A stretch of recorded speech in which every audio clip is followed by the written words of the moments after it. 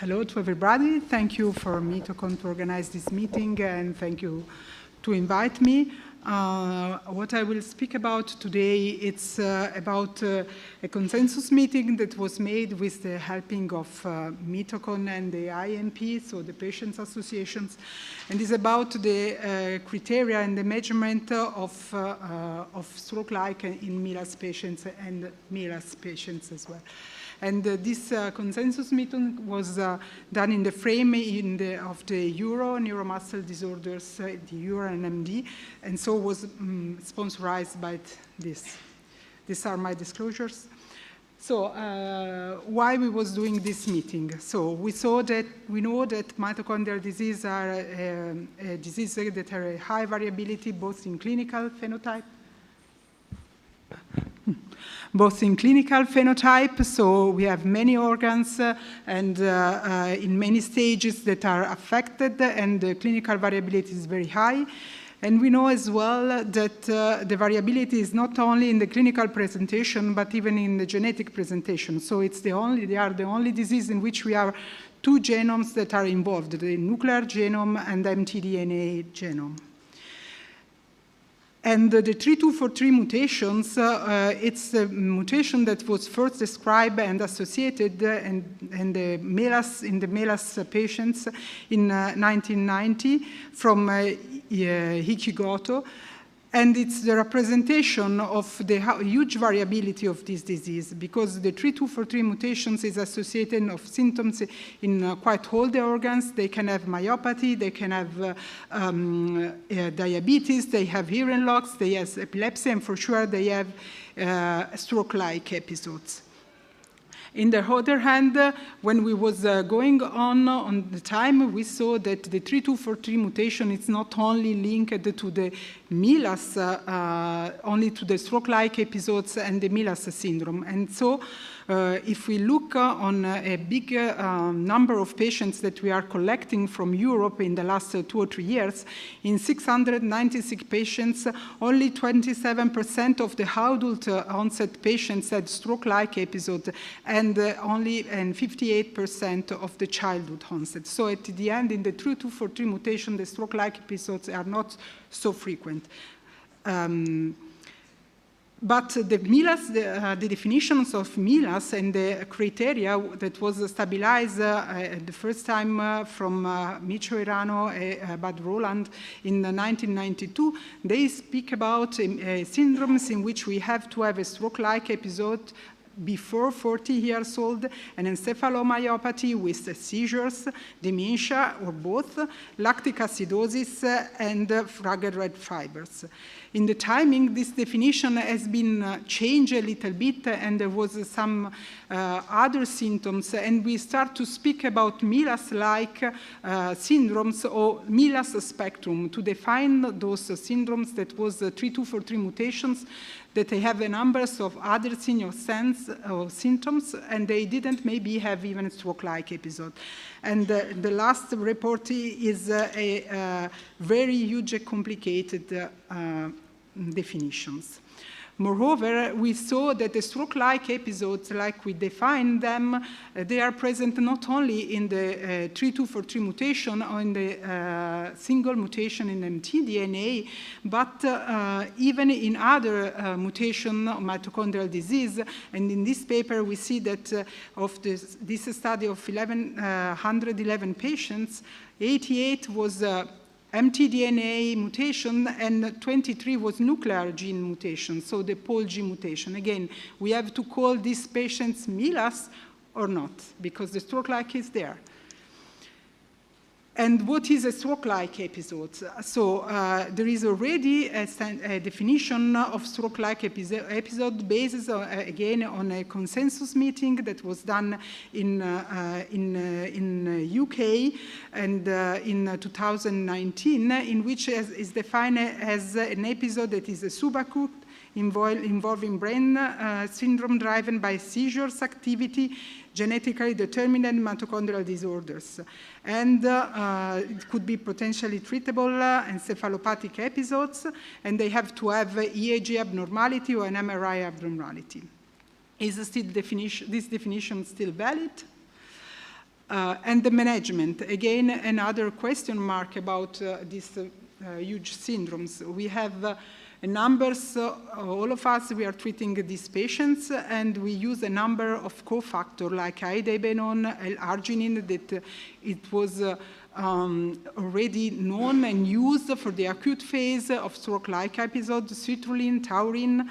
But even we have the treatment could be with steroids. Someone is using that. There is very few things in the literature, antipsychotic, antiepileptics, or migraine medication, which of them is useful or not. And there is a big difference in this respect from Europe and US, for example. The use of this kind of antioxidant drugs is very strong in US, maybe less in Europe. But the patients need to have a clear medication and a clear treatment. So we have to be, as a clinician and as scientists, unified. So as usual, there is a kind of fate on this respect between Europe and the US. And moreover, we have a numbers of clinical trials. So there are new therapies that are coming out for this kind of disease, for MELAS patients. And this kind of therapy needs a clear definition of the patients that has to be included in the trial. We are speaking about 3243 mutation, we are speaking about MELAS, but what is MELAS? Because again, if we want to have a clear outcome and clear outcome measure, we need to have the right patients included. So basing of numbers of questions that we was making, we decided to organize and to do in the frame again of the year-end NMD a consensus meeting. So the questions was, what is the definition of MELAS? Is it still the old one? We need a new one. And the definition of stroke-like episode, is valid the ones of 2019? Or again, how to treat these stroke-like episodes and these acute phases. And so to provide the practical guidelines for the clinicians that can be used for everyone and to harmonize the clinical data, we decided to have this consensus. For the methodology of the consensus, we was using, as was endorsed by the European Academy of Neurology, the Delphi method. That is a method that produces some expert produces some statement, and it's a group judgment. It's based on the fact that the group judgment are more valid than an individual judgment. So the group of experts could give some indications. So the methodology means that a group of experts has to be defined, and this group of experts should be aware of the literature by their own experience and give some statement that should be endorsement and will be voted for the consensus. And if they reach the consensus, the statement can be valid, and if they don't reach the consensus, it has to be discussed. So there will be numbers of rounds, the first round in which all the statements will be voted, and the ones that doesn't reach the consensus will be discussed again, reformulated, and revoted. And this could be done in 2, 3, 4, 5 rounds.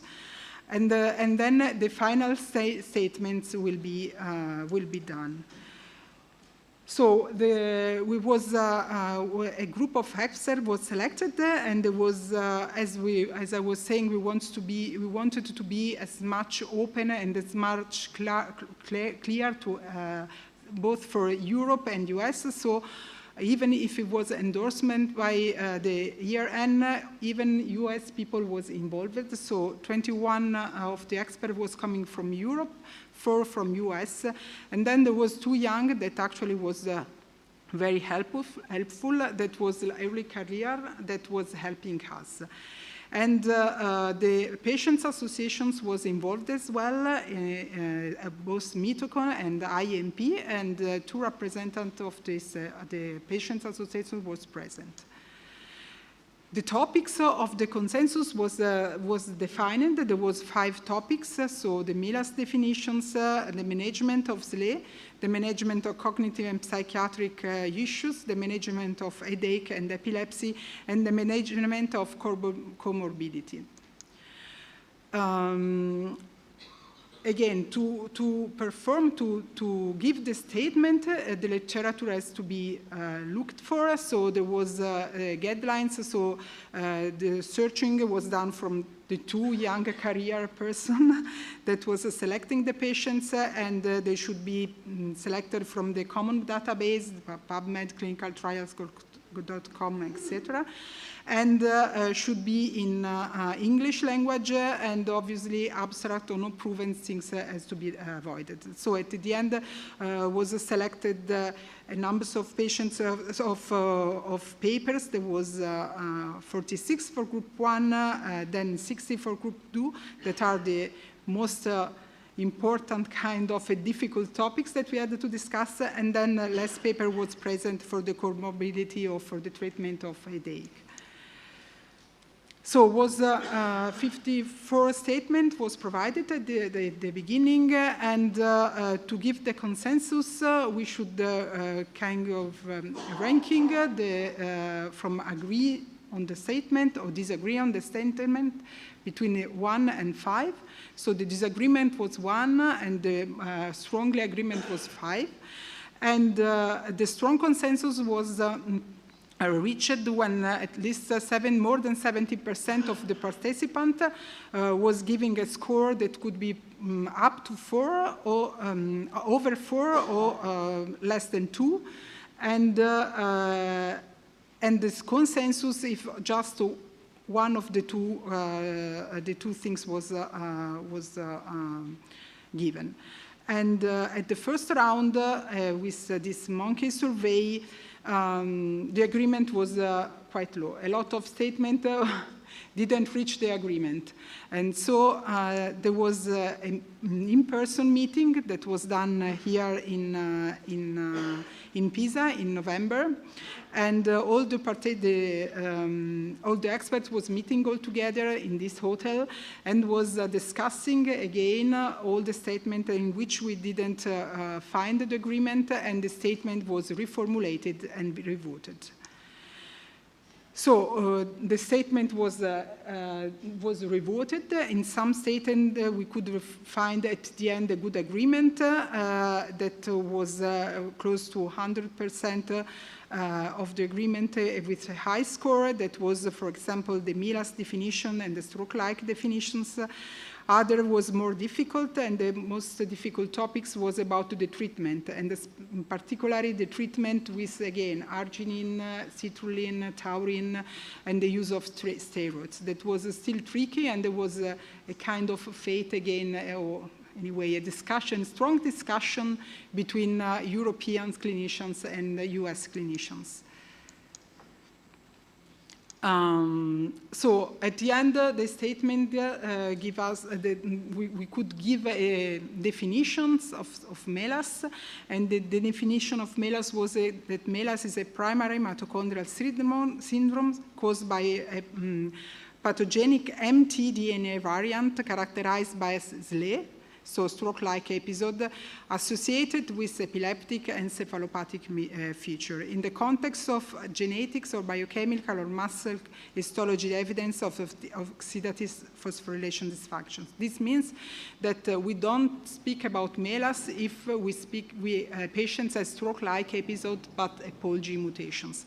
So, on the other hand, the SLE, the stroke-like episode, can be present in the MELAS syndromes, and actually at the end, the definition of SLE remains the ones of the 2019. We didn't change it at the end, but it can be present both in MELAS syndrome, so linked to a mutation in the mtDNA, but even in other nuclear mutation like Pol-G or CoQ8. And then we was looking at, to the management, and again, here was the most difficult topics that needs a lot of reformulations. And at the end, there was a consensus in saying that intravenous arginine in the acute phase and the oral arginine in the chronic phase is not be proven as being effective for the MILAS patients. So it's not something that we have to do, can be done, can be given, but it's not something that is proven. And still, some studies, like placebo-controlled study, has to be done to define the real efficacy of L-arginine, taurine, and whatever. And the same is that the use of coenzyme Q10 in the acute phases of MILAS, so for the stroke-like episode, it's again not proven to be effective. Steroids. This was another topic that was really strong, where there was a strong discussion, so the literature was not saying nothing very strong about the use of steroids in the acute phases, but the clinical, some clinicians have a good experience and other they don't use it. So again, the statement that was approved and with whom we had the consensus was that intravenous corticosteroids may be considered in acute phase on case-by-case basis, but the evidence remain limited. For sure, in the acute phases, we have to treat the patients with the medication. The anti-epileptic medication are the most important drugs that we have to do to give in the acute phases of the SLE. And there is already a consensus made in 224 that was discussing about the good therapy or treatment of epilepsy in mitochondrial patients, and we can refer for this guideline for the treatment. Obviously, the stroke-like episode in the MILAS syndromes has to be treated in a multidisciplinary way. So we have to look, obviously, with the cardiologist, with the psychiatric, and to use sometimes antipsychiatric drugs in this stage. So, in conclusions, this consensus-based guidelines are, we know that they are not evidence-based, but just linked to the opinion of the expert that was present, but we think that can be useful to be used from the clinicians that are not expert in mitochondrial disease or that they have to manage in emergency patients with a stroke-like episode in the frame of a mitochondrial disorder. We are quite happy that we could finally find some agreements and we think that can be a good guide to look what has to be done or not done. So this is the panel of the experts. As you see, they are coming from Italy, from the UK, from Netherlands, from Germany, and from Finland, and from French, but again, 4 representatives are coming from US. And I want to thank particularly Pier Vito and Luisa, that was the young that was doing all this work. So, at the end, we could find a good solutions, and we could find an agreement between Europe and US. And so at the end, scientists are much better than politicians, because we could find a good agreement, and we was even enjoying the dinner and the time together.